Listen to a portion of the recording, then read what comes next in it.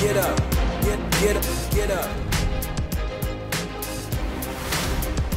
What is up, Mets fans? Welcome back to another episode of the Mets'd podcast, the official podcast of your New York Mets, episode number 132, wrapping up a series against the Milwaukee Brewers. It started off great, ended with a loss. Not a fan of losing, but hey, 2 of 3 against the Brewers in Milwaukee is good. We come out of this series exactly where we started, 1 game up in the National League East over the Atlanta Braves. So the team is still in first place, and there are a lot of really good things to talk about with this series. We have Max Scherzer returning. We have Pete Alonso and Francisco Lindor putting the team on their back. A lot of good things. Tyler McGill came back as well. Drew Smith, which we'll talk about later in Game 3. We got a lot to talk about here, so I'm just going to get going into it. Make sure you guys are following us on all our social media, at Mets'd on Twitter, Instagram, and TikTok. That's METSDUP. I know sometimes audibly it's a little bit different, so just wanted to get that clear for you guys. If you're looking for the YouTube video, go to the New York Mets YouTube channel, subscribe over there. You'll be able to watch the video version. And if you're listening to us, Apple Podcasts, Spotify, Google Podcasts, Odyssey, wherever you get your podcast, drop us a rating, drop us a review. We really do appreciate it. Without further ado, let's bring in James. James, this is like one of the first episodes. It feels like in a while we haven't been together. Yeah, no, I mean, not really. Just because we had the 2 series, the homestand. And I was going to say, this is a weird one because you're at your parents' house and I'm not. Usually we coordinate that. That is true. I think maybe that's what feels a little bit weirder. And I guess it's also weird because I saw you yesterday because we had a really awesome day at MLB Network, which you guys will be getting some bonus episodes, some bonus contents of. It was an awesome day. That was a great day. I thought you were going to talk about that in the intro, honestly. Kind of feel like you forgot. I did for a second. I did forget about it. We did so much yesterday, which was Tuesday, between talking to Marc DeRosa, talking to Matt Vasgersian, Cliff Floyd, Harold Reynolds. We did a little home run derby as well for the boys, which is going to be some good content. It was a very jam-packed day, but I had a lot of fun. That was a great day. It was shout out to John also for setting that up. Everyone's favorite producer, Johnny Barron. It was a great day. And it was also one of those days where like we did a lot, but I went home and I wasn't like tired because it was like so much fun and it was like so enjoyable. And it was all things that every single, like all of it was like, this is good stuff. Like, yeah, it wasn't like you dread the long day. You dread like being out all day. You get home, you're like, all right, hell yeah. Like I even went home, like watched that Mets game. Also, that Mets game was invigorating. I did like work even after that for Mojo. It was a great day. Yeah, no, it was a good day all around. And that Mets game helped it out even more. And the Mets series was just relatively a good one. Like I said, it ended on a little bit of a bad note here with the loss against the Brewers, but it started off Game 1 with Mad Max Scherzer returning on the mound. And could he have been any better? I mean, the answer is probably no, right? I mean, he only struck out 9 of the 18 batters he faced, so he could have been better. Only 50% K rate in that game. As Max told us in the interview that dropped earlier today, yesterday when you guys listening to this, if you guys haven't, go back, listen to the Max Scherzer interview. He loves to strike guys out, and it was very clear how much he loved to strike guys out. He also doesn't like to give up any hits or walks, and he didn't do either of those things on Monday night, pitching 6 perfect innings, 18 up and 18 down in his first start in 3 weeks. He's a freak. He looked so fresh, so ready to go. Good job by Buck and the Mets to, decide it's time to pull him out. This game is not that important to risk Max Scherzer for the entire year kind of thing. 6 innings, he hit the pitch count. Let's rock with it. Also really cool that he was like, oh, absolutely. My mark today was 75 pitches. I hit that. It was 68. I don't want to start the like I'm trying to do like his like vernacular. Yes. I didn't want to start the next inning with a chance to go over 75 because 75 was the line. 75 was the line. I didn't want to go over that. But and also everyone's sticking to the plan. Everyone except like some people on Twitter being like, oh no, but like Max, like, I don't care at all about a perfect game. Doesn't matter. We're here to win a World Series. You guys also would have heard him talk about things like that in the interview too. One thing I did notice about Max, though, in this game that was interesting, a slight deviation from the usual Max Scherzer, was that he was very, very fastball heavy. 56% fastballs in his first start back, and that was with 15% curveballs. Each of those numbers were near season highs. The curveball percentage was a season high for Max, which is weird because he always kind of sits between like 5 and 12%. I guess this just maybe got a little bit higher because he threw less pitches overall.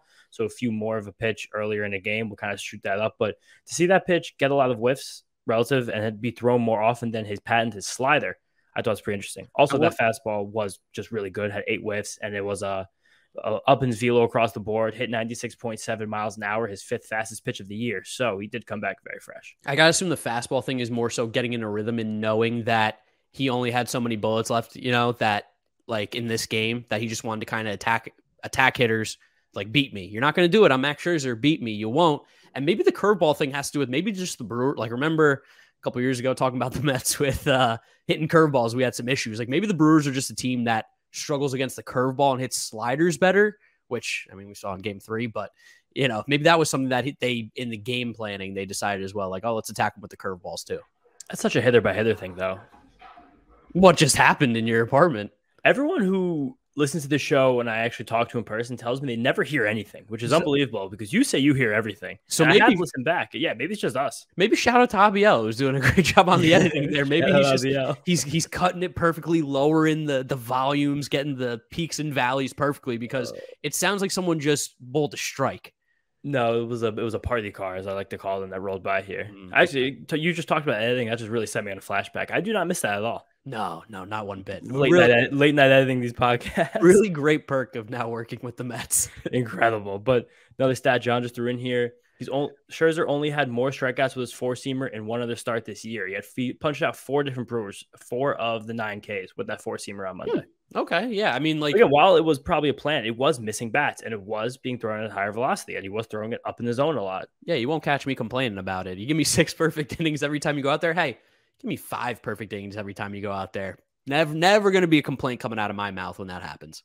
No, it's kind of just now that he's back again. And he did talk about that the lat still was, I don't remember the word he used. I think he just remembered I think he said tired, but he said that it was getting tired at the exact same rate as his arm. And that was kind of the whole thing he wanted to measure. He said this in the post game when they were doing the subdued celebration, which we'll talk about in a little bit. But he said that was the point of the start, seeing if they got tired together. Because the reason he went in the IL, and I think it happened in May as well, is that the lat got tired first, and the lat couldn't hold up with the arm. So these kind of working in unison, I guess. And then that was a big key for him, he said. Now, maybe this is just because we had a 15-minute conversation with him, so we now know a little bit more about Max Scherzer. Again, go listen to that episode. We're plugging it a lot here. It's because it's awesome. It's amazing. We talked to friggin' Max Scherzer for 15 minutes. I mean, the guy's going to go in the Hall of Fame. It's unbelievable. But the way he talks about baseball is unlike anyone I've heard. He the way he was talking about the pitch clock or the pitch com or the DH rule or the things that he wants changed in baseball, or just like you said, his lat catching up to his arm. Becoming tired at the same rate is what he described it. I don't feel like I've ever heard anybody really describe, I don't want to say like an injury, but like how they're feeling like that before. I think one is that he's really smart. Yes, definitely smart guy. He's very smart. But a lot of guys are very smart, but not everyone's very good at articulating their intelligence, like being able to actually send the brain to the mouth and get everything out. Like, I think that's something that you and I are actually pretty good at. That's why we have this podcast, which is kind of hysterical. Yeah, we're deep. We're not like Max Scherzer. And the other thing, I'll say slack instead of flack instew of flack. But the intent is there. The intent is there. That's the whole point. But Max Scherzer just loves baseball so much that I don't think he ever thinks about anything else. It's probably when he goes home, probably about his kids, but for sure, he's doing finger painting or something. He's like, man, what if I started him out with an 0-0 curveball today instead of, a slider? He's like, if I change my finger, maybe I can get more depth in my cutter, and then I can play off the changeup a little better, and I could work both of those more so the lefties. His kid's just hitting him in the arm. He's like, Dad, finger paint.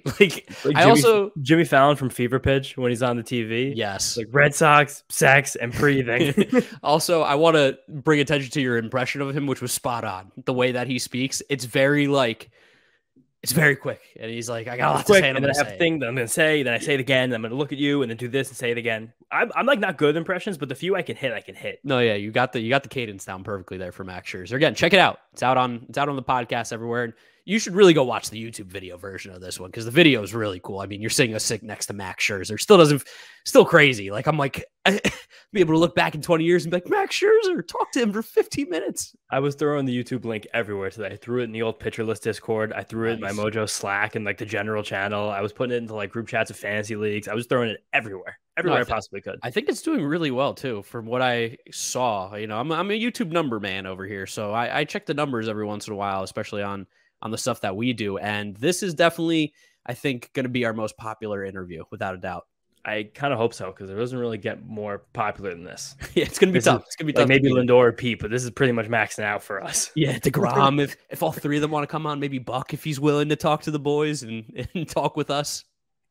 I don't even know. Maybe even old players. David Wright. David Wright, probably. That's the white whale. That might be the white whale. Piazza too, but I think David Wright might resonate with our listeners a little more. David Wright loves go to Manhattan Beach and do the interview. That's no, Manhattan Beach, California. It's just my arm. Back to the game. Yeah, back to the game. Another big part of this game going into it was that Max Scherzer, former Cy Young winner, was facing off against Corbin Burnes. most recent Cy Young winner, defending reigning Cy Young winner, wrongfully stole that crown from Zach Wheeler. Yeah, great pitcher. Great pitcher, having another great year. Has had a little bit of a downturn his last couple of months. And the book on the Mets all year, the supposed book on the Mets, I think people tell you about the Mets, that they can't hit good pitchers. But the Mets, after one time through the order, it looked like that was more the same. I have to give credit to you, Marc, because you gave the best reverse jinx, one of the best reverse jinx of the entire season. But it was, you know why though? Because it really was true. I really felt like the Mets were just not going to touch Corbin Burnes. Like you said, the first time through the order, he was so dominant in a fashion that was like, it's not that we're not hitting. He's not letting us hit. We're not allowed to play baseball today. Like the Mets just, it doesn't matter what you try to do. You're not going to hit me. And then, like you said, the perfect reverse jinx. It was timed up so well too. It's incredible. You sent the text about 7 minutes before Pete Alonso hit his 3-run home run in the 4th inning, right before that rally got going. But the first time around the order, I think he was basically perfect. He might have been perfect actually. I think they were both perfect through 3. Yeah, which makes sense. Yeah, of course. But Alonso just hit. It was a good pitch too. One of the best things about what the Mets did against Corbin Burnes is that all their hits that wound up scoring runs, the Alonso 3-run home run, the Lindor triple on the heels of the Nimmo triple in the 6th inning, and then the Vogie double that actually wound up icing Burnes, is that all of them were on very good pitches. That Pete home run was on a changeup that ducked out of the bottom of the zone. It got a little bit too much plate, but it wasn't like so much plate. It wasn't like down the heart of the plate and low. Pete just went down and went with it. It just kind of seemed like he picked it up well. Someone on our Twitter tell us bad pitch selection. And it was like, well, he hit a home run, so I don't know how bad of a pitch selection it really was. I mean, I guess it was out of the strike zone, but that's kind of something that Pete has done especially well this year, attacking that shadow like very well. Pete's always been a big heart guy in terms of zones of the plate, but he's attacked that shadow well. Lindor was on a curveball that was basically in the same spot, just like an inch higher, like kind of right on the bottom like edge of the zone. Went down and got it and just hooked it down the line and just got on his freaking horse, was zooming around the bases. Yeah, he was, I would love to know if he was running, if that was the fastest he was running all year, because he was flying. And even Keith and Gary in the broadcast booth made a comment about it. And they're like, man, Lindor put it in another gear. We just really haven't ever seen it. It's not that he doesn't run hard. It was just, he looked really fast, which is not something I would say of Francisco Lindor's game. Not that he's not slow, but I wouldn't say he's really fast ever. He's just like an astounding athlete. I think we're getting sent of every day. He, I think, jumped. I'm going to get it right now. It's loading on Fangraphs. He jumped up now to the 5th highest WAR in all of baseball. It's really good. He put it in, like, if it wasn't for Paul Goldschmidt in the National League having just an absolutely disgusting video game like year, Francisco Lindor is in a real conversation for MVP. I told you this take yesterday. I don't really think they're that far apart at all. They're separated by less than half a win. And if you're thinking about like value, like I know Goldschmidt's hitting the crap out of the ball, and he's going to have. He's technically still in play for Triple Crown. There's no way he catches Pete's RBIs at this point. Like most likely not. And Schwarber and Betts are right on him in homers. But in terms of defensively, what Francisco Lindor does every single day at the shortstop position compared to Goldschmidt just like having a glove and standing at first base, it's kind of, I don't know.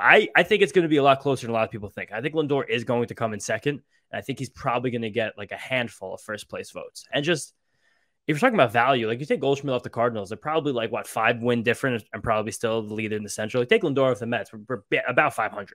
The problem with Lindor getting those votes is that, one, a lot of the people who still vote are old reporters who are angry, and if you don't hit 300, you don't deserve their vote. And both Goldschmidt and Freddie Freeman are both hitting 300. And Mookie Betts is probably also in that conversation too.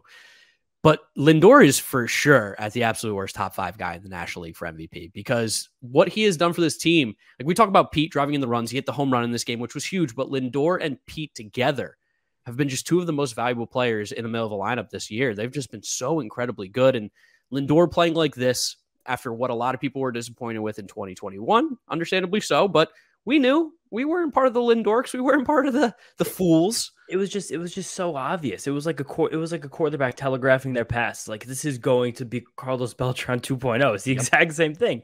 And you saw, like, in his second year, Beltran had a great year. In his third year, he had put up like an 8-win season. So, like, maybe that, and there still probably is ceiling on Lindor, even as well as he's played. Like, there still is probably more power in that bat. Like, there still is and I say that, and this is a guy with a 350 on base, 450 slugging, 270 average. Like, he's going to wind up with like 28 homers, basically almost 100 with 17 steals. Like, and unbelievable. In the second half, he's been money too. Now, I don't think this counts today's game on Wednesday, but hitting 308 with a 379 on base, 489 slugging, 868 OPS in the second half, 9 homers, 9 doubles, a couple triples, 33 RBIs in 57 games. Like, that's That's our shortstop right there. That is our shortstop, and I'm so happy he's going to be here for quite some time. Yeah, Goldschmidt hasn't really been hitting that well also for the last month, and Lindor has been hitting very well. I think there is an outside chance that Lindor can end the season with a higher wins above replacement than Paul Goldschmidt. Yeah, no, I think the WAR definitely could be higher and eclipse Paul Goldschmidt. That's not, I don't think, out of the realm of possibilities. He has my vote. Oh, good. I wish we could vote. That'd be really cool. Stuff the really box. Be fair. We'd be really biased. No, for sure. Lindor and Pete, 1 and 2, of course. I don't know who else we'd find for votes for the Mets. Every single guy for Gold Glove. Got to give Brendan Nimmo, Starling Marte, Jeff McNeil, everybody. Give everyone a vote. I'm trying to find the rookie of the year in my head right now. Who could it be? Ryan Tepera got a MVP vote, right? That's weird. That had to be some kind of weird accident, though. I think it was. I think the guy said he accidentally, I don't know how you accidentally do it. I don't know how this works. I feel like they probably still actually mail something in. I don't think that's a euphemism. I think they actually get something in the mail and write something down and send it in. You know what it was? They saw the Nathan For You episode where he defrauds the Oscar voting or whatever. And he's like, they could do it to the National League MVP. Got to mail it in. So the only way to keep it pure. Even 2019, we're going to get a little off topic here for the last moment of the show. Then we're going to go back to baseball. I don't even think there was another guy named Ryan, though, who was actually close. That was 2020 season that he got the 1 vote. Was it? I'm trying to think right now. I believe it was 2020. I'll tell you, because if you go on Baseball Reference, it will tell you. So he finished 18th in the MVP voting in 2020 in the short season. There was no Ryan in the top 30 in WAR. There's no Ryan. I guess you could have voted for, I'm looking at other Cubs. You have Yu Darvish and Ian Happ that also made it on this list, but I got to imagine the guy who voted for Ryan Tepera also voted for them. So I'm not sure how that one really happened. There's got to be a story somewhere. I think he went on a podcast, but it's not ours, so you don't have to listen to it. Yeah, and top 50 in WAR that year, hitters and pitchers. There's no Ryans. So I don't know. It couldn't have not been a mix-up. Not a popular baseball name, I guess. Yeah, all right, though. Back to this game. One more thing we should talk about very briefly is that Tyler McGill came in, first relief appearance. Mm-hmm. He started the inning off with, I remember breaking ball, and I was like, that's not the Tyler McGill I know. Not that's a bad thing. That's just Tyler McGill's trying to do the thing that Max Scherzer taught a lot of Mets pitchers, where it's get that curveball slider thing over to start the at-bat. But I don't know. When I envision Tyler McGill, the relief pitcher, I envision a power fastball, heavy fastball relief pitcher. Definitely, yeah. And this is an anomaly. It's also anecdotal. It's just 1 at bat. So we don't know anything about his actual strategy as reliever. But then he did promptly give up a big home run to Rowdy Tellez. I mean, Rowdy hit some tanks. So yeah, Rowdy's a fun player, and that got this game a little bit tighter than it had to be for a second. Naquin Nito got us back for some insurance after, and everything was okay. But similar to how David Peterson's first relief appearance of the year, way back in June against the Yankees, wasn't great. And it got people thinking bad things. David Peterson's second relief appearance was a little bit better, whereas we'll talk about that briefly in Game 3. But I thought I was just damn, that was it's gonna give it's a bad first what's the first impression for some people. Oh, definitely. I mean, we know Mets fans, we love you. We're also a little bit crazy too, so we know that we'll see something happen once, and that's what's stuck in our head for the end of time, our shortstop. But you know what's great about this game too? Clinch the playoff spot. First time since 2016, the Mets will be going back to the playoffs no matter what, which is nice. It's nice. And they had their celebration after the game, and I say celebration with air quotes around it because it was very subdued. Subdued? Is it, you throw a D at the end of it? Subdued, yeah. Subdued. Yeah, subdued. It was in the past tense. Yeah, okay. Yeah, very nice. Good English lesson there. Yeah, it was very subdued. Just a little beer, a little champagne. Nobody's going crazy. Nobody's popping bottles, spraying it around. What did you think about that? Because I feel like that was a conversation that, one, we had with a lot of people at MLB Network, which was interesting. You guys will hear that. But two, I feel like just in the baseball world, that was a conversation of how do you actually celebrate when it's not the ultimate goal you want? I mean, I think it's kind of exactly what they did. Even a team like the Astros, I know they said they were going to do subdued, but then once they brought the champagne, they wound up actually just having a bunch of fun. But the Mets couldn't really afford that. I think the big part of that clinch celebrations, let's get drunk and we can be hungover the next and day. Let's relax a little bit. Yeah, it's like a big sigh of relief. We did it. It's over. I thought the Mets handled it well. It seemed like they had a drink, they had a celebration, they enjoyed themselves a little bit, enjoyed the moment, but they didn't spray anything. I was nervous for a spray. Nothing was sprayed. They were the reporters were in there, and it wasn't crazy. I don't want to see any craziness. I don't think they want to either. There was that funny team picture that was taken with Vogelback just slumped in the background, chilling with a Bud Light. It's he was oh, every single BuzzFeed article, 16 times you were Daniel Vogelback. Yeah. I think it was perfect because they should celebrate because it's a big achievement making the postseason, especially like making the postseason, like running away. They're going to approach 100 wins. They got to be after Tuesday night, 40 games over 500. Like I think it was third time only in team history. Like a lot of good things happen is worth a celebration. You have to appreciate the little things, appreciate the moments, but they were not, I don't know, they were bashful of the fact that there was still a lot to do, which is perfect. A lot of comments from the guys afterwards talking about how we're happy. This is good. This was partially, what we wanted to do. We obviously wanted to make the playoffs, but the goal is to win the division, and we still got a lot of work left to do. It's very cliche, but it's what needed to be said, and it's the right mindset to have as well for this team because, of course, we want to win the division, and when we do, then you can pop those bottles. Then you can go crazy. And as a Mets fan, too, like it's hard to even be upset about these guys celebrating anything because it's only been 6 years since the Mets reached the postseason, but it's been a grueling, horrible, painful 6 years since this happened. Oh, it's been nuts. We are going to talk about it a little bit more later with producer John. We're gonna play like a name game and just throw out some names for you guys to talk about how long it's been.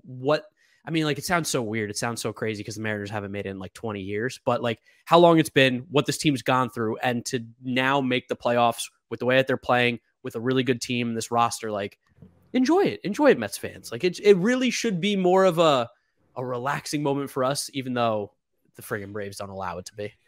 I'll just start the name game now. We'll save the rest for John. But Henry Mejia was on the Mets' last playoff team. Yeah, that is a true stat. He was on the last Mets. That's how long it's been. Guy's banned from baseball, I believe. I don't believe he's allowed to play Major League Baseball. So, oh my God, that's it. Rafael Montero as well. And he's been on 4 teams, I think, since then. Yeah, he's now pitching with the Astros, right? And he's now gotten actually good. It's been that long since he's like 33 now, however old he is. Game 2 now. Game 2. Like we said, in between this, we had the MLB Network Day. We talked about that. It was fantastic. A lot of great interviews coming for you guys with bonus content over the next few weeks. Game 2, though, probably one of the crazier games we've had, especially in the second half. Obviously, nothing beats Nothing beats the Philly game early in the year because that was the craziest game of all time that the Mets have had.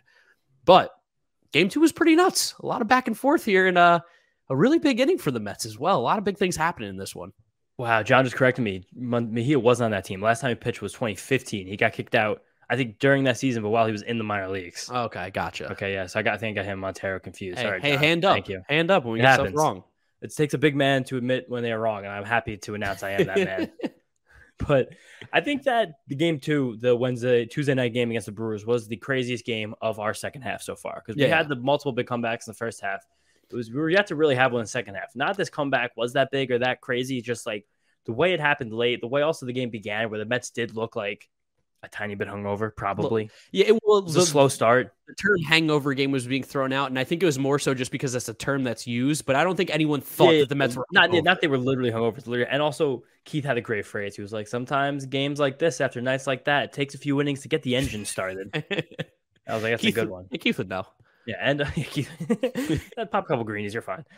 Carlos Carrasco, though, wasn't really sharp from the jump, which is something that I think kind of also set the tone early. His velocity was down across the board. The command of his fastball and changeup, which is usually fantastic. Usually that's what's driving his success. Wasn't quite there. He was missing with it. He wasn't really living in those same shadows that he usually is able to live in. He was a lot in the middle of the plate, some shadow, some edge, but a lot of just 2 inside, 2 outside, 2 low righties and lefties. Less called strikes and whiffs than his season averages. He couldn't put anybody away. And this is something we were texting about personally. He allowed Bruce had 22 foul balls in this game. So many foul balls. He had a lot of 0-2, 1-2, and it was just couldn't put the guys away. It was just not that they I don't even think we're necessarily seeing him well, but his location wasn't as spot on to get those swings and misses. He was either getting too much plate, so they're fouling it off, or he wasn't getting enough plate, and the guys were just able to spit on it casually. The Brewers had a very long second inning that felt like it was going to take a lifetime. Oh, my God. They got 3 runs home. I think like 8 guys came to the plate. It was miserable. And then he did have trouble in the third and fourth, too, but was able to work around it. Finally got pulled after 4 innings and 90 pitches. Give you a sense of how arduous this outing was. Great that they worked around traffic and held it to 3, but definitely not his best work. Definitely. And then, of course, the boy Trevor Williams came in afterwards and does Trevor Williams things. Now, he did give up a run in the first inning of work, but listen, even Trevor Williams is human. It's going to happen. He's still so valuable to this team. I do think there was a pertinent conversation, though, about Trevor Williams that Gary and Keith were having and about his roster spot. Now that the Mets are getting all these pitchers back, he is a guy as good as he's been this year. I would say, probably becomes extraneous on a playoff roster. Do you agree with that? It depends. It depends how you value, or like what you value, because like in a shorter series, probably less valuable. Yeah. But in a longer series, like as the series get longer, having a guy who could come in and, let's just say you go up massive or you go down massive. He's a guy who, like, I mean, think about what year did the Red Sox win the World Series against the Dodgers? 2019. 2019? No, 2018. Yeah, I was gonna say, I don't think it was 19. Nationals was 19. But like, Evaldi didn't play that role, but he did in this series, where even in that extra inning game, just him being able to eat those innings essentially won the Red Sox the series. So being able to have a guy like Trevor Williams, who, I'm not saying in an extra inning game because I think that's a little more too specific, but in a blowout, either way, just being able to have 4 or 5 innings can completely save a bullpen and make a huge difference. I agree with that stream of logic, but I do think that that's just going to become Taijuan Walker or Carlos Carrasco. One of those guys, he's getting bumped to the bullpen, and those guys, similar to Trevor Williams, are right-handed pitchers that don't have elite velocity, and their stuff probably will play up a little bit more than Trevor's. Trevor has the experience of moving between bullpen and rotation this year, which I think is valuable, something those guys haven't done. But I do think that to have a Taijuan Walker, Carlos Carrasco, and a Trevor Williams feels like a little bit of overkill. Yeah, on a playoff roster. I think it will also really come down to how everyone is playing in the final 2 weeks of the season as well. Yeah.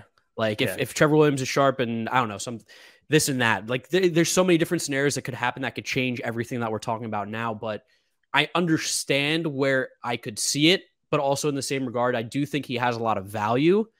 And I think he's earned it. I think he deserves a spot. Objectively, I do think he's earned it too. But I just think that the Mets have a lot of similar type of guys. And this is also something that we're going to handle in a few weeks. I just wanted to bring it up because I remember Gary and Keith specifically talking about it. And I thought their discussion, similar to ours, was interesting. It's a worthy conversation and something to keep an eye on, like you said, over the next coming weeks here. But let's talk about the exciting stuff now, because we got rid of the pitching, we got rid of the slow start. Offense, late, coming alive, which was really, really nice. Pete Alonso, another 3-run homer on a pitch that he just smoked to center field. I mean, that ball flew out of there fast. That was a beautiful swing.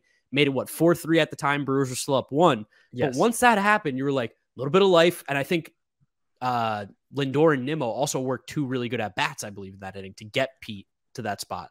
What happened here is that the Brewers just completely lost command, which was incredible. Like that, I think that Pete home run was either the second or third hit of the entire game for the Mets. I think the Mets only had 4. They had 4. By the end of the game, they had 7 runs and 4 hits. Yeah. So just the fact that they couldn't really get anything going, and I think a part of that was the fact that Aaron Ashby started. He's a lefty, and he was 100% only going to throw max 50 pitches.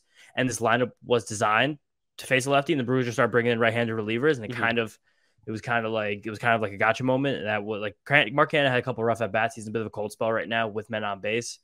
But once Pete did that, it was that feeling like, okay, we got it back. Like we can 100% win this game. And that was absolutely completely realized when Taylor Rogers walked 3 Mets.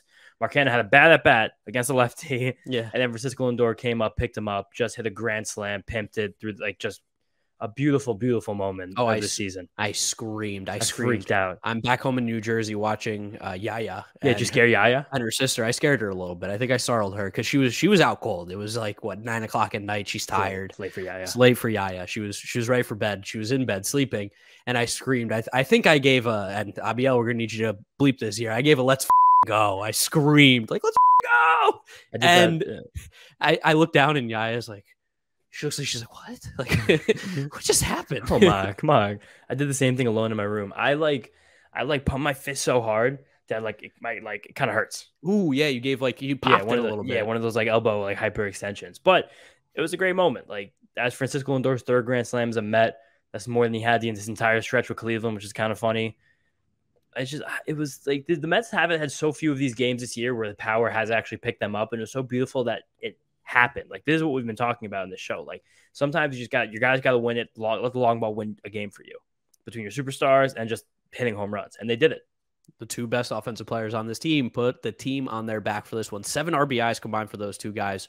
Pete now has 121 on the season, which is 3 shy of tying the Mets single season record. The dude's got 2 weeks to play here. I think he's got a really good shot at breaking that. And if I'm not mistaken, I think that record is actually shared by Piazza and Wright. So it'd be kind of cool if he just ties it.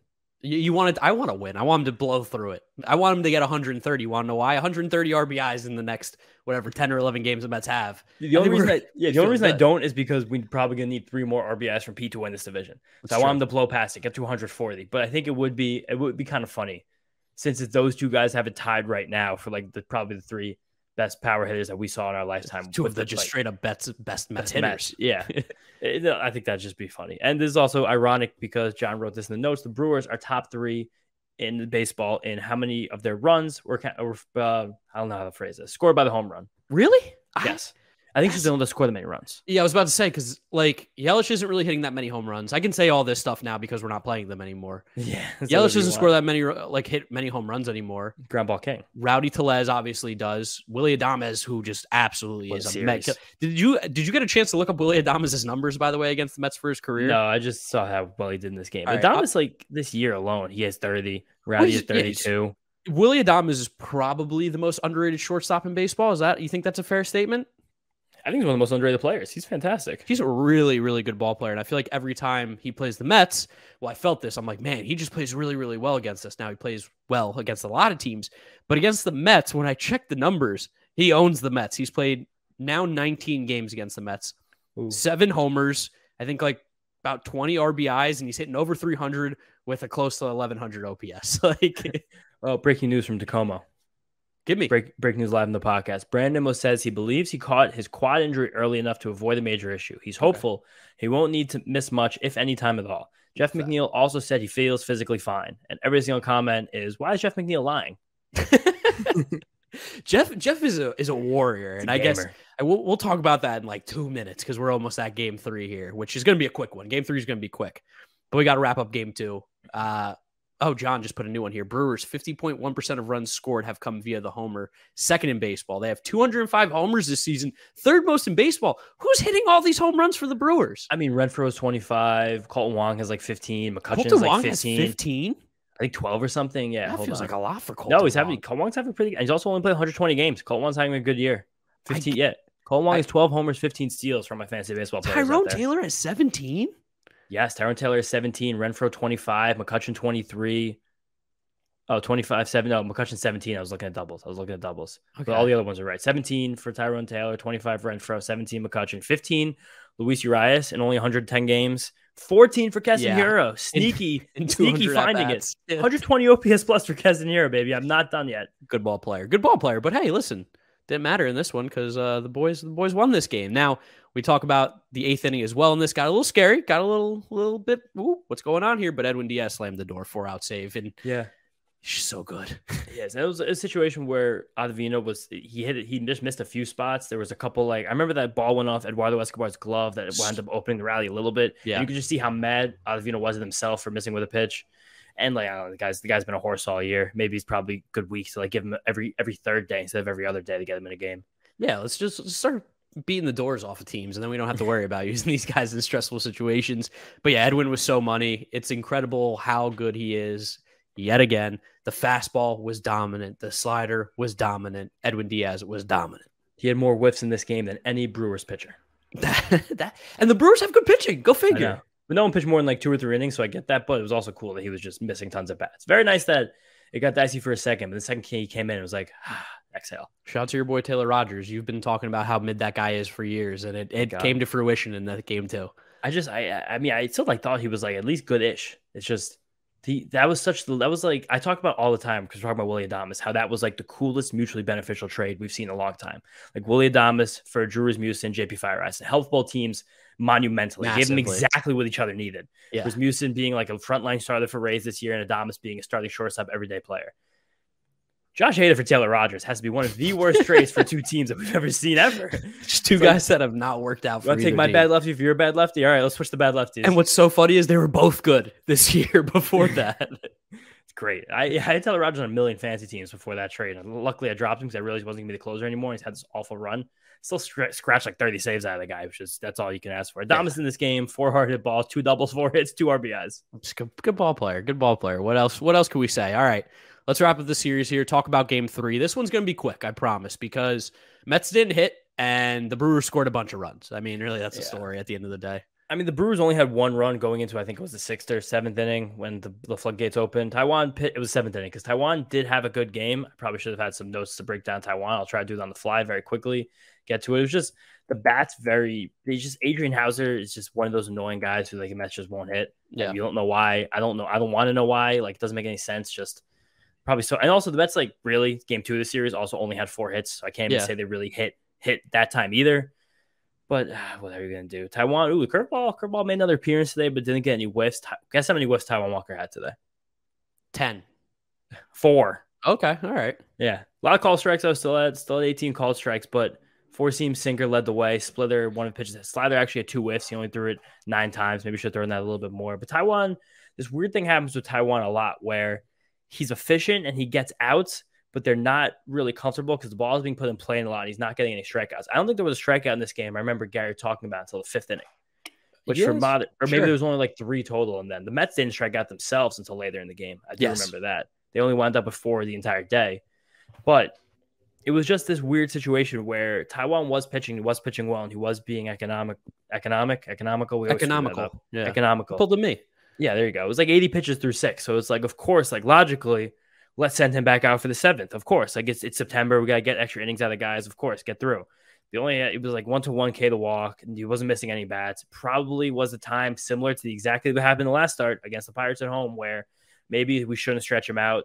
Last time the Mets had enough in the tank, able to get past it. This time they did not. And listen, if he comes out of that game with 6 innings, the pitch count's irrelevant to me. It's a great start. It's a great start. 6 innings and he gives up 1 run. The lineup had flipped over 3 times. Like it was just a good time for him to be comfortable, take him out of the game. Buck brought in David Peterson, who we saw out of the pen now for, I believe, the 3rd time this season, 2nd time since he got the new role. And we forgot to talk about it on Sunday. The bat, just the sweep, the football, it all got taken out. Peterson did look good at the bullpen then. I thought he also looked good this time. He got a strikeout, also walked a guy, but I think it was overall a positive experience at Peterson at the bullpen. You got to see a little bit of that high end. Yeah, what he looks like throwing 97 with the crazy slider. Yeah, I love that combination there. 97 with one of the best sliders in baseball. We're at MLB Network where we saw the whiff rate on swings and misses on sliders this year. And the Mets had 3 of the top 5, David Peterson being one of them. So also a nasty pitch. Peterson got his fastball up to 97.6 miles an hour today out of the pen. His average, he only threw 5 fastballs, so the average is going to look good, but it was 94.6, which is over 2 miles an hour faster than his average on the year. Also, he got a slider over 88 miles an hour. Ooh, okay. His yearly average on that pitch is 84.5. That's a massive difference. That's really, I think, going to help that pitch a ton. I am excited for Peterson in this role still. Look, there's a twinge of Andrew Miller in this. Yeah, for sure. Yeah, big lefty who's got some nasty stuff. Yes. Drew Smith came into this game, ended up being maybe a bit of a mistake. I don't know what you want to call it, but Drew Smith coming off the IL in his first appearance, comes into a bases loaded game with 2 outs in the 7th, hangs a slider 1-2 to Mike Brasso, who absolutely demolished this baseball. I'm not blaming Drew Smith for this one because, I mean, he's coming off the IL, and that's never easy, especially with the amount of time that he missed. The ball hung a little bit. The pitches before that looked great. I mean, he was pounding the fastball. The slider had good movement. This one just didn't break. Mike Brasso was all over it, and all of a sudden this game was over. Yeah, I mean, the velocity was good. The first one moved, and like you have 2 strikes. You just hate that you leave one in the zone like that. And also, especially a guy against like Mike Brasso, who's only in there basically to take it the biggest hacks possible. You got to shout him out for taking the Yankees out of the playoffs in 2020. I'll never forget that moment the rest of my life and all of the hatred in my heart. But it was just, that has to be such a tough spot for the guy after not pitching for 2 months. And I can't imagine what that does for like the mentality now. Like, now what's the next time you use him? You know what I mean? Like, yeah. I don't know. It just seemed like it was really good. Also, because he wasn't really that warm. Like, he only got started warming up the batter before he came in. Great stalling by Buck to get him in there in time. Called quickly, took a very slow walk to the mound, talked to the guys for a couple minutes before, waited for the umpire to come out, talk to him, then gave the signal. It's just like, and also like, Seth Lugo didn't pitch yesterday, and there's an off day tomorrow. So I thought it was very logical to have him come in that spot. I figured that the second Peterson did walk a guy and you were going to get through the 3 batters and get to a righty, and Brasso was announced. I thought he was going to be the guy actually warming up. Yeah. That was surprising. You live and learn, I guess. Yeah, I mean, and really at the end of the day, like, the Mets didn't score any runs this game. No. They put up a goose egg. So while at the time it felt a little more important, it really didn't matter at the end of the day. You score a 0, it doesn't matter if the team scored 2 or 6. You're losing that game no matter what. And We did also see Tyler McGill come in later in this game too. And Tyler didn't get any strikeouts or anything like that, but 1 inning, 11 pitches, pretty easy work. Yeah, clean inning. Let's see what his velocity got up to. He maxed out 98. That's kind of exactly the whole thing here. Also 10 fastballs, 1 curveball. That was the Tyler that we envisioned. That's what you've been waiting for, that version of Tyler McGill. That's what I want to see, especially power reliever Tyler. So, I mean, you've lost this one disappointing, especially after the Braves also played a day game and we knew that they lost to the Nationals on a Joey baseball. Joey Meneses home run. That's my guy. I know. He's a dog. I love him. Dude, but ever since we went to Washington, we're like, who's going to play first beast. base? And also, like, it's him and Voigt splitting. I don't want to hear Luke Voigt's name. Damn. I can't believe that ball went to the warning track. Kenley Jansen thought it was gone. I mean, Atlanta should have been gone. You were talking to us about the balls maybe being juiced. Where was the juiced ball for that one, huh? No, Rob Manfred knows that he's got to get the Mets and the Braves to that series with a 1-game difference. He's not an idiot. He's not dumb. The juicing is all strategic. It's not like a universal juice. It's more strategic juice. But strategic juice, I like that. Yeah, it was a bittersweet way to end the series. Pull back one of our favorite words from the previous life of Mets'd Up. It was fine. Like if you would have told me on Monday you won 2 out of 3 of the series, I would have said good. I sign off. Yeah, just didn't like the fact that the Mets only got. I'm going to get the exact count right here. There's some good content right now. Mets only got 8 hits in the last 2 games. Yeah. 18 innings, 8 hits is a bad ratio. A lot of walks, though. A lot of walks. Plenty of walks. I actually love a good walk. Only 3 walks on Wednesday. Okay, well, that was Wednesday, but I'm saying Marc got hit by, I believe, 2 pitches, though, so that's basically more walks. We did break the record as well for the most hit by pitches in a season. Buck got the ball, and after the game said he's going to do obscene things to it. So I don't know what that means. He said obscene things? He said, I'm going to do obscene things to this ball. Didn't he also say on Monday that he was going to do obscene things if we clinch the division? I think obscene might be the word of the day for Buck. Word of the day, word of the week. Maybe he's not changing his calendar or whatever it is, but yeah. Also, we had that scary play with Jeff McNeil in short left field where it looked like he jammed his knee, and then he did literally every single thing he could to bring the Mike Brasso home run back. That was one of the funniest freeze frames of the season, where they just flashed to him and he's like halfway over the wall and falls down on his back and just lays there. Like, Jeff, we need you to be careful, man. Like, I know you're the flying squirrel. I know you're nuts. You play the game harder than almost anybody, and you wear your emotions on your sleeve. We know that. But when you're not feeling your greatest, and with Brandon Nimmo leaving the game early too with some top quad tightness, as we mentioned before, gotta be careful there. You got his finger stuck in the fence. I was like, oh no, finger stuck in the fence, climbing it. It was an incredible effort, by the way. Here's a crazy breaking news. You're gonna love this. Oh, I can't wait. Ezekiel Tovar got the call. Oh, he got called up? Yeah. Ezekiel Tovar? He just got called up 25 seconds ago. Wow, I got a lot of Ezekiel Tovar cards. If he could get hot, that's like the question now is, do I sell or is he just that good? You sell a few for sure. I guess you have to assume every prospect's bad. I got to sell one to make all the money I spent on them back, and then I can sit on the rest, and it's all house money at that point. Oh my God, Ezekiel Tovar, it's a big guy for me. I'm a big Tovar guy. We saw him at the Fall League, which Mets announced some of their Fall League guys as well that were going to be going there. I probably should have had that list. I don't have it. I just wanted to mention it. It's the fact that you can't remember anyone off the top of your head is like kind of. I know one, Brandon Mcelwain, and the reason I know that is because he's a former University of South Carolina Gamecock quarterback. Yeah. Also, John's boy Grant Hartwig. Oh yes, big John Grant Hartwig. Oh, I've got the list. Here we go. Look at that. I'm fast. Mike Vassell. Okay, so that's Mike Vassell, I believe, University of Virginia pitcher that I think we took in 2021. Stanley, I'm gonna botch this one. Consegura. Oh, I like Consegura better. That's better. But the UE, it's not EU, it's UE. So Consegura. Get me confused. Sometimes the G gets like mixed in with it too. Consegura. Yes. Christian Scott, who's a pitcher. I believe he went to the University of Florida. That's one that's sticking in my head. These are also all the guys who are in that same cohort of Mets pitchers that were drafted 2 years ago and just didn't get traded. Yep. Kevin Kendall, shortstop. Troy Miller, pitcher. Brendan McElwain, like I mentioned, outfielder. Luke Ritter, infielder. And Franklin Sanchez, pitcher. So those will be all the Mets in the Fall League. Don't think we're going to be there this year, but I mean, we'll see how the playoffs go. Yeah, we'll see. Well, I don't want to be at the Fall League. That's what I'm going to say. That's exactly what I mean. Like, I don't want to go to the Fall League. No, the Fall League will be a disappointing end. And then I feel like the last thing to talk about with this series is how your boy has tied up the Esti-Met. Now, I'm not going to pull in John yet because I saw he was blowing his nose, but I think John's ready to go now as I see the tissue is gone. John, talk to me. I'm tied up in the Esti-Met. You tied up last week too. Did I tie it up last week? No. Now it's a tie game. Didn't I take the lead back when at the? No, Marc, your lead. Yeah, Marc stayed one back. He was in striking distance to tie, and then you made I won the last one then. So then I'm still up 1 then. If he didn't tie it yet, how could I only have been one up 1 here? Especially if I won last weekend. You're asking a big question. I guess I'm still up 1 then. It's 9-9 now. It's 9-9. Wait, so then maybe I've tied it before? Yeah, you might be right. Marc might have tied it before. I think it was 9-7. No, I won the last one, James. Wait, I won the last one. No, I won the last one. Total bases. No, you didn't. Pirates. Yes, that's Vogelback. 2 ago. We're talking Francisco Lindor. Oh, walk-up songs. You're right. That got songs. To 1. Yeah, that okay. got We got it. Yeah, okay. Figured it out. Yeah, now I thought it was a Vogelback one. How dare you question Johnny Numbers over here on if he's got the right record or not? I mean, I am still up 1 because the Diaz one. So well, it's been voted on by the fans that one is ridiculous. Let's let one go. You got the Kyle Schwarber one where he just didn't play against the Mets and got 1 plate appearance. I guess that's true. That was the card there. That's true. Fine. I'll take it. Good and bad luck evens out. First of all, great time yesterday. What was your guys' favorite thing about the MLB Network trip? I like talking to DeRosa. I thought he was great. He's always someone who's fun on television. He's someone I just remember his career so well because it's so aligned with like my lifetime of watching baseball as a kid. And it was we also talked to him for the longest and like the least chaotic. Like that was one that was most prepared, most planned for, most arranged.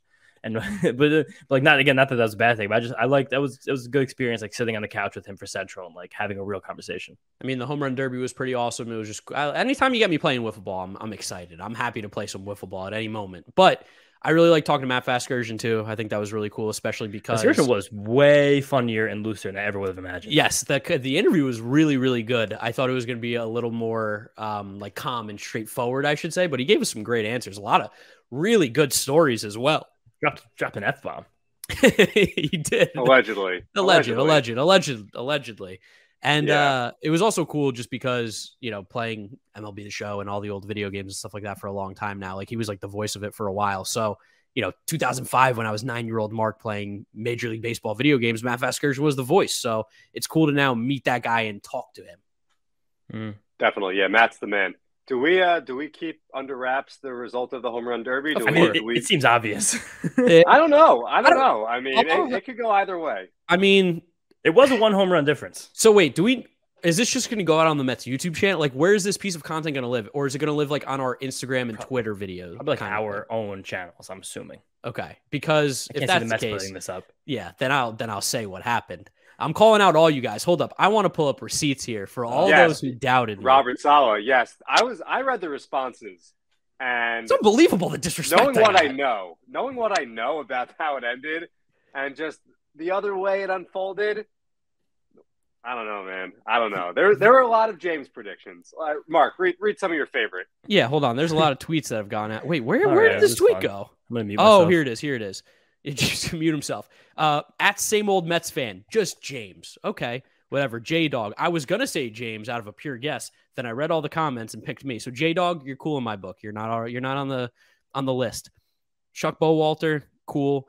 Patty Coates, James is way too obvious of a pick here. But he picked me. How is James obvious? I play baseball. The disrespect's unbelievable. Matt Sherwin, betting my tuition, it's James. That's my cousin. Oh, okay. Well, then that's fine. That's a family pick there. Mean Joe Mets, get the sense James played. This has to be a topic on the next podcast. Well, Mean Joe Mets, you're called out. James played freshman year. I went longer. Played summer ball. Yeah, I player. I could have played D3 college. I played summer ball once. I was a much better. If I had to rank everything I did in baseball field, hitting was last. Defense, base running, then hitting. Yeah. James was fast on the base pass. I could really steal a bag. We got Nick Kowal, loyal viewer. Nick, man, you've been here forever. You know the baseball resume. He said, James, for sure. I saw how Marc swung during the Bros versus Pros game, which is also ridiculous because I was facing Trey Cooper of NC State in this game. If you guys didn't know, YouTubers played some college baseball players this summer in the summer league for the Burlington Sock Puppets. The guy was pumping 90s. The guy was throwing 90 on the mound. He pitches at NC State. He gave me a wicked hammer. And I was like, I mean, would you expect me to get a hit? I at least fouled one off a 90 for a guy who hasn't played in like 10 years. And then Dalton Cates. I'm betting my kids' college funds on James Shiano. That's my coworker at Mojo. He's my man. That's Dalton. Yeah, you met Dalton. Oh, okay. I know Dalton then. Yeah. All right. Well, Dalton, I'll probably see you at some point. That at least means you have to buy me a drink then. He's back in town next weekend. He's upset that we're doing Baltimore next weekend, not hanging out with him. Well, he could come to Baltimore too and hang out if he likes. Yeah, he might come to the Mets game Wednesday though. Okay, nice. But yeah, everyone out there who doubted me, your boy won in easy fashion. It was easy. It was a 1 home run difference. Well, you went first. I mean, I didn't get full rounding. You had 7 outs on the day. I hit 2 home runs. Could have had more, but the lights were really limiting here. I mean, the quality of contact off of my bat was significantly better. It was a little bit better. You're a big old school guy. You're putting the ball on the ground. Oh yeah, Ozzie Smith, whatever you want to call it. It's good. Thank God that both John and I couldn't get the ball out, because if you guys each would have gotten it out, I would have been in shambles. I hit one out. You guys, it's not true. Well, that's not true. It's not true. All right. So for all the listeners, the air conditioning was at full blast. It was like a damn near 10-mile-an-hour wind blowing in situation. It was actually hot in there, and when we went in later to the interviews, it was so cold. I was so annoyed by that. Yeah, Marc was really sweating at the end. We did a TikTok with Lauren Gardner, and I was like, James, you have to do it. I'm sweating. I'm profusely soaked right now. So yeah, I guess I just wasn't really getting the hips activated. That was my problem. Yeah. There were so many times I crushed those lights, and I was so mad. Crushed. You hit him high. There was one where I hit the flap of the light, and that was like definitely the best swing I put on one. And I threw the bat down. I was so pissed. I know you guys have heard what happens, but definitely give it a watch, because one, having like a pro camera person shoot this stuff, it's going to look really, really good, and it's also super funny to like have them spend time filming us playing wiffle ball. That's like, shout out Kip and Michael. Those guys were awesome. Though. Those guys were awesome. They were very helpful. And also, the best part of the entire thing is that you guys were up against each other. Yes. And now James is about to eat a bunch of cased mystery meat, something. How much? James, why don't you share with the listeners what's about to go down? My punishment is next game we go to, which is probably going to be next Wednesday, next time we record in person, I have to eat 9 hot dogs. Which is a shocking amount. 1 an inning. Hot dog every inning. It's not just 9 in like as fast as you can. It's 1 an inning, because you got to let that meat sit in your stomach for a little bit. So by losing this home run derby, I have to ruin my week. Yeah. This is an off day for the Mets on Thursday. I mean, maybe not for you. For me. But the thing is, you want to go bunless, and I'm not entirely sure. Like in the hot dog eating contest, Joey Chestnut, that doesn't have to be together, but he's got to get the bread down with the dog. Here's the thing. I have said that I'm gluten-free, so I can't eat the buns. And the gluten-free buns are so horrifically bad, and they're so... How bad are they? How bad are they? There's one. Have one.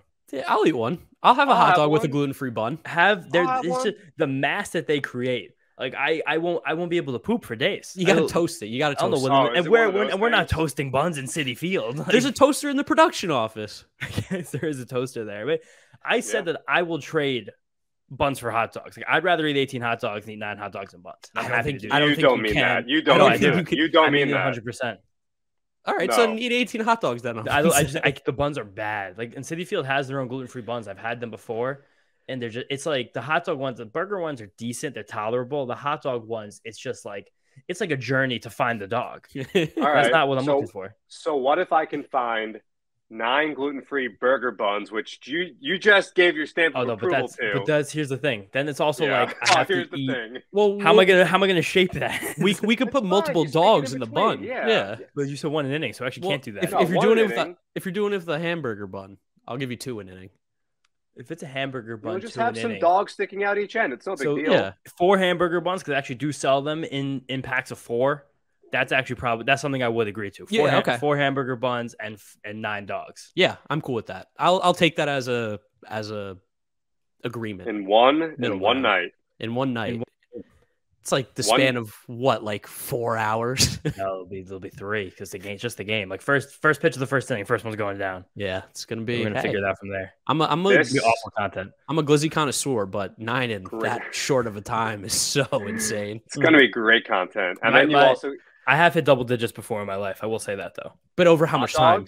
Yeah, over 5-ish hours with alcohol involved. To be fair, at Drew's 4th of July thing, you had 7. I think I had like 7 or 8, and that I had like 5 sausages that day. They were, but a grilled hot dog's different. Like that's you can just put those down like water. So would you go to real Big Ten schools, not poverty institutions like Indiana? During the senior crawl, they had free hot dogs like on the street at Ohio State where they had all the bars. And it was run by a church. It was honestly really nice. The same church that gave Yeah. us free finals dinners during finals each semester. So they would literally just stand in the middle of the sidewalk in a big open area, and they were grilling hundreds of hot dogs. And like me and my friends, like we counted. Like this was my senior year crawl. Like that was a big day of consumption. I put down 12 hot dogs. 12 hot, and how many hours? It was in 2 separate trips, or maybe 3 trips, I guess, in total. So it was more hours, but that was still, it was probably like between like 4 and 9. Here's the thing. First of all, drinking while doing that to me is worse. You're adding an extra element to your stomach. And second of all, like, is that even like that reaches a point where it's no longer pleasant? Of you course eat not. No, things that taste like. So what? Why? Why would you eat 12? I was hungry. I wanted to eat. Yeah. I remember I was in day camp. I was like 9, and I ate a ton of hot dogs. That makes I sense. shouldn't have cursed. Sorry. Beep that, please. I can't believe you just cursed. You get on us for cursing. You just show up and curse. You got 10 minutes here in an episode. We have an hour. I know. Anyway, I ate a lot. I was burping hot dog for like a week. Oh. And like you get the taste of it. Bad acid reflux. I know that for sure. Yeah, definitely. Yeah, exactly. So that's no good. Can we on the fly? Can I do something else? Can I like run a mile around Citi Field or inside the ballpark? No, that's honest. That's probably what we should have done, because that's like more funnier if I lose. But this hot dog one, this one's gonna get you a little bit. Yeah, I mean, maybe you run a mile after you eat the hot dogs. We're not adding on punishment now. No buns, but you have to run a mile. That night? Yeah. I can't do night. that. We have to record. We're gonna leave at 2 a.m. That's tough. One more quick question for you guys. I'm not sure if you saw this. Obviously, a guy that plays in the Bronx hit his 60th home run, which is cool, awesome to see. The fan who caught the ball returned it for no charge at all. I have a crazy story about this, actually. Not crazy story, but I was talking about this with one of my friends last night, who's a Yankee fan, who actually has tickets to the game on Friday. Tickets that he bought just for a Friday Red Sox-Yankee game like 4 months ago, and the tickets are now like hundreds and hundreds of dollars. He said if he caught the ball, he would not give it back for less than $1 million. $1 million. Oh he said God. $1 million. He said $1 million and a season ticket. Right. I told him if they did that, they would do like what they did to George Costanza in like one of the last seasons of Seinfeld, where they like blocked off his office, killed his bathroom access, didn't give him access to water fountains. Like they would treat him like such crap if he actually did that. I'm going to be there Saturday for a standing room only seat for my 3 games in 24 hours thing on my YouTube channel. If I get the ball, and because it's the Yankees, I'm juicing them for all they got. I mean, I'll put that shit. I'll put it on auction. I'll list it on eBay and make them sweat. 'Cause you could take it down. People could put bids and then you could take it down. But I'll make them sweat. I want something. I almost want to guarantee that Aaron Judge won't go back to the Yankees. They have to trade somebody. You know what you have to do? You have to get a spot in Monument Park. Giraffe neck Marc plaque. Yes. Oh my God. They'll get so vandalized. This jerk who did not give Aaron Judge his ball will be Could you commemorated. imagine? Yeah, well, if you just said no matter what, I'm not giving it up. Well, I mean, you got to think- imagine that ball is going to be worth I saw like $5 million. I saw like $5 million estimated. I was going to say a couple $100,000. $5 million. I saw. Yeah. The Yankees aren't getting it now. This is weird because also weirdly enough, on my 3 games in 24 hours planning, I'm going to be in LA to see the Cardinals play the Dodgers, and Pujols could hit 700 that night. Now that's not breaking a record, but 700 is a pretty big deal in the world of baseball. And someone on Twitter asked me what I would do about Pujols. And my answer is different because that's a legend of the game. That's one of the greatest players of all time. I just want to have I just want to be friends with this guy. Like, also, that's such a proud franchise, the St. Louis Cardinals. Like, yes, there's not many organizations who you could say stack up achievement-wise to the Cardinals. No, but I was like, I would want to meet him. I want to sign jersey. I want to sign back. Like, I want a lot of things, but I'm not going to juice him. I would juice the Yankees and Aaron Judge for everything they got. I almost would just say no. To the Yankees? I want to keep it in my trophy case forever. This is such a monumental moment in the history of the sport. That is almost like a bigger, like... I want it. Yeah, like that's a bigger slap in the face. I'm not even gonna make money off this. I'm just gonna keep it so no one else can. You just can't have it. Yeah, that's pretty good. I'm gonna take my ball and go home. What if that happened? What kind of hitman do you think the Yankees would send? Probably wouldn't send one, mate. I think you would have to honestly. I think your biggest concern would be if you get the ball. You gotta get out of there ASAP. You gotta find a police officer, and you gotta be like, I need someone surround me because someone's gonna kill me. That happened with Bonds. Yeah. People were fighting for that. Yeah, of course. I mean, did you see the pile last night in the bleachers? It's crazy. It's dangerous going after these balls. I got my ticket in left field for that Dodgers game. I'm a little worried if some way somehow Albert Pujols hits one about 460, because I couldn't get past row L. That was the closest I could get in left field. But if he hits one past like 460, Aaron Judge might have a little better luck with that, with the distance. But yeah, you got to be careful. People will be swinging. I mean, like you said, if that ball is worth $5 million, people will commit crimes for it.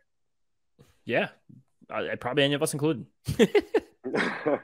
Yeah, you mentioned Barry Bonds. The pitcher that allowed that home run was Mike Bassick, former Met. Yeah. Marc teased it earlier, so we just got to pay it off real quick. You guys want to mention some more just some not great Met names from 2017 through 2021, the days without playoff baseball at Citi Field? Yeah, let's go one by one. We could just name some guys. I'm going to go with Corey Oswalt, who not every time you looked up, but Corey Oswalt lasted 2018, 2019. He pitched a game early in 2020. He was around forever. Giving up he was barrels around a little too long. Yeah, he was bouncing back, and Corey Oswalt's that's my answer. I'm gonna go with an interesting little hitter that you might remember. How about Nori Aoki, who got 100 plate appearances in 2017 for the Mets? End of 2017. Forgotten about it for sure. All right, I have a banger. Robinson Cano. Yeah, that's true. Robinson Cano was on this team, especially this year. He played this year. He went to the Braves and the Padres as well. John? I'm going to go with opening day first baseman in 2018, Adrian Gonzalez. That sends a shiver up my spine. Yeah, not the guy who wanted to be the opening day first baseman, although I will say his walk-up music, electric, I miss it. If you know, you know. Yeah, if you know, you know. I'm going to give you one that I don't even remember this name. John said it earlier, and with good reason. He pitched an inning in the third. Scott Copeland. Who is Scott Copeland? I don't know who that is. He's from Longview, Texas. That's a crazy, weird coincidence. But, I usually have a memory or recollection of most players. I don't have a clue who this guy is. His face, his name, nothing is familiar about him. Travis DeHaron. It's a good one. I like that. Yeah. Well, Played 26 games in 2017. Like 26 games? 26 games. It's a shockingly high amount. I'm gonna go with AJ Ramos, okay, who the Mets acquired when they were pretty much out of it in 2017. Looking forward to the next season. There's no pretty much. They were out of it. Oh yeah, they were out of it, and it was just a shocking deadline deal. As they were shipping out relievers, if you remember, they acquire AJ Ramos at the same time. Didn't have the same success as he did with the Marlins. How about this name? How about Tyler Bashlor? Bachelor? I don't remember. Having a bachelor party. That's what we would always say when you come in the game. Yeah. Unfortunately, it was never that fun when he came in the game. So, all right, we doing another round, or is that it? Yeah, get one more round. Pick your best one. Because there's some good names. There's some good names here. There are some names. There's so many freaking. You better not take mine, because I have my favorite one. And I was honestly about to, and I'm not going to do it because that one is a banger. How about? No, you could take it. You could take it. No, it's all right. I'm not going to. Because I don't think you have the guy that I'm thinking of. How about Rafael Montero? Okay. We saw the guy with the Montero jersey. Yeah. And he was like, oh yeah, Jose. Yeah, I was like, oh, that was so disappointing. Rafael Montero, supposed to be the guy. All right, I'm gonna go with. We got a couple here that I like. I'm gonna go with Drew Gonyo. Yeah. I remember he started the first game of a doubleheader in 2018 against the Phillies. And I'm going to be honest, I had no idea who Drew Gonyo was. The game ended well, though. Wilmer hit a walk-off home run, so that was cool. That's the Drew Gonyo story. My last name that I'm going to drop here, Mets fans know it well. It's going to be Jed Lowry. Yep. There he is. Jed Lowry is that one coming. Jed Lowry is a player that existed on this team for multiple years, and I think played 9 games. I don't think did he even play an inning in the field for the Mets? I don't believe so. I think 3 at bats as DH. Yeah, I mean that's more of a sad story because he really was so great when they signed him. I was like, wow, this is gonna be a nice little utility player. Give a bonus, Brian Dozier. Send it off. Okay, and Rick Keel. Chris Mazza. Okay, now we can finally. All right, now we can talk about what's the Esti-Met for us? Yeah, we got to do it. We're like over an hour already. All right, the Esti-Met. So this one, obviously, the Mets going what is it, O.co these days? Whatever, knows? The Coliseum. Not sure what it's called. It's had a lot of different names over the years, especially recent. But the Mets going to Oakland, a rarity. Known for its foul territory. massive, expansive foul territory. And I can track. I've got a way to look this up. So we're all set. So we're going to go with how many total foul outs, so foul fly balls that are recorded for outs will there be in this series. The Athletics have hit into 120 foul fly outs this year. Okay. Makes sense. The Mets ranked 24th, so they have not hit into many. The Mets don't hit many pop-ups, which is a good thing because a pop-up is pretty much the most useless ball in play in the sport. So how many do the A's have? 120 total. Okay, that's not home. That's total. I can look fine. Home. Don't worry about home. I'm sure they're the most. Yeah, don't worry about home. I'll take. I have my number. Marc is feeling himself. Yeah, I mean, I tied it up here. I know this is bad for the content. I think people want to see me in the tuxedo, but when you're hot, you're hot. When you're not, you're not. That's really how it rolls here. If I wear a tuxedo to Citi Field one time, I might never go without a suit again. Yeah. That's yeah, it may not be a bad thing unless we make the loser run a mile in the tuxedo. We can't. I think that's actually that's probably really bad for your lumbar. Wow. This is actually real. I'm your so lumbar. Your feet. You get bad feet unless you wear sneakers. All right. What if you can wear sneakers? Yeah, I don't think your lumbar is your feet. No, I know, but that's your base. Oh, okay, that's your compression when you run. James, I run kind of a lot.